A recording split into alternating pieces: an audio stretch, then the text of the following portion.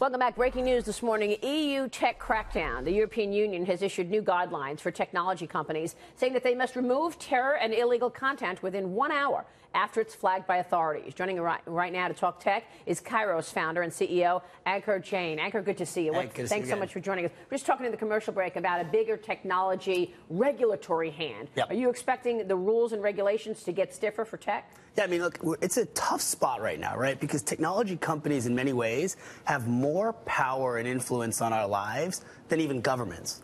And yet we don't have the same kind of accountability structure that governments, conceptually do. And so I think one of the things you're going to see now over the next couple months or next year at least is either governments are going to regulate tech or tech has to regulate itself. Unfortunately, I don't think we've seen that level of responsibility yet from the tech side. How would a company say you're a tech CEO and you're we've dealt with this here in the U.S. too, it's not just Europe, where we've had hearings in Washington about it. Well, remember Microsoft. Right, to go back that far. But now, just in the present day, as we're looking at these things, if you're seeing it come at your company, to your point about regulating yourself, how do you step up and get out ahead of it? What are a few ideas? So there's obviously a proactive and reactive side of this, right? I think the biggest challenge right now is when you look at how much the tech companies shape the content and information that we all consume as citizens. Obviously, that has a tremendous effect on our political environment, our social environment, et cetera. The challenge is there's no easy solution to just say, like, here's the rules and we go, because there's so much gray area. But I think having even a third-party group that's outside of the tech business with a set of rules, like any media company, like Fox or any group, has a set of clear guidelines, right? Or like the Business Council in business. That's right. The problem is it's a group of entrepreneurs trying to figure out what the right thing is for everybody else.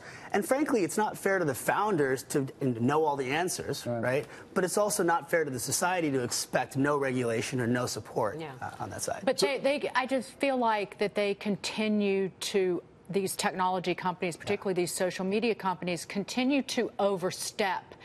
And at first it's, oh, well, we rolled out the Facebook Live feature. We didn't know how people would abuse it, like with live suicides or violent crimes.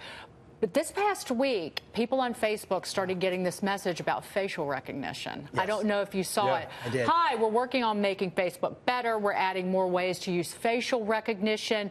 You can find photos you're tagged in but haven't been tagged. And it said you can turn it on at any time. They said it was off, which applies to features we may add later. So they were acting like it was an opt-in. Mine was an opt-out. Yes. It's a huge, and I had to go in there and it was already on. And again, I just feel like that they act like that they're noble and doing no evil.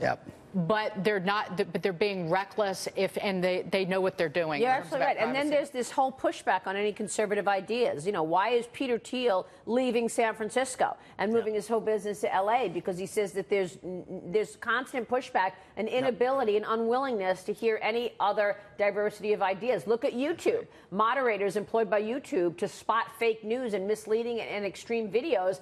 They say it was a mistake, but they removed numerous conservative content channels. Yeah, look. What's going on with tech? And it's not just conservative views. I think one of the challenges right now is that it's become such an echo chamber of all ideas. And so I think what you're going to start to see is some of the best tech minds moving out of just Silicon Valley.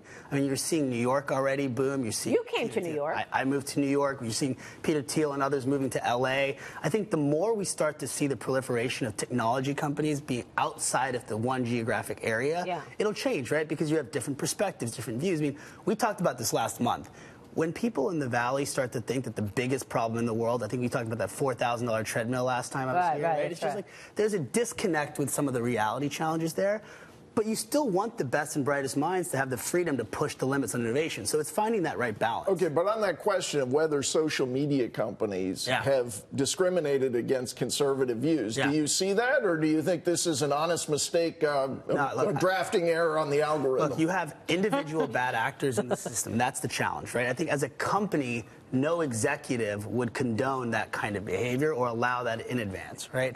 But like the Twitter, if you guys remember when the one rogue Twitter employee shut down President Trump's account, the challenge with this right now is that when it comes to major decisions, you need to operate fast and at scale to give people the autonomy to do that, but then you end up with these bad actors. And so I think as we start to see the regulation and the penalties for the bad acting, it'll force the companies to find kind of fail-safes for these kinds of issues. It's a good analysis. Okay, tell us about your new business, the future of renting. Yep. Rhino, you launched it yesterday. It's the newest launch from Kairos. You found a solution for security deposits that you say were debilitating for so many apartment renters. Well, so if you remember, at Kairos, we're trying now to find new innovation to help everyday folks. I think that's one of the areas that unfortunately not enough technology companies are focused on.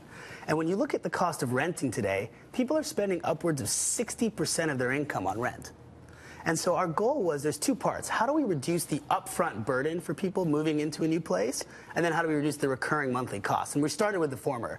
So with Rhino, which launched yesterday, starting in New York, 23,000 renters are going to be able to get back thousands of dollars from their landlords that was locked away for as long as they rented. Because it was the security deposit. That's right. You put up, I mean, there's $40 billion that renters have locked away that they don't ever really get back because it goes from one apartment to the other.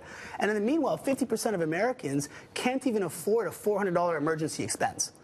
So starting now, people will be able to file a claim, get back their deposit. It's a small $10 a month insurance policy that protects them and their landlord. And we think giving people back thousands of dollars, you got your tax rebate and you have Rhino. Right? That's great. But if people are paying 60% of their income to rent and they don't have the savings, so they need to finance the deposit, isn't that an argument that they need to pay less for housing? Well, there's, first of all, those choices don't I know it's tough today, to find, right? but... I mean, but it's also, you don't want to finance the deposit. I don't think people should be taking on more debt right now. That's part of the problem, right? Is we don't think people should have that financial burden in the first place. So with Rhino, there is no debt, there is no loan. You're basically buying a small, affordable insurance policy because most renters aren't bad actors. Right? Yeah. And there's no reason for landlords to be locking up $40 billion of people's money. That's a great idea. Another great idea from you, Ankur. Great. Thanks for bringing it to us. Thanks so much, guys. Ankur Jain, we'll be watching. Check out Rhino.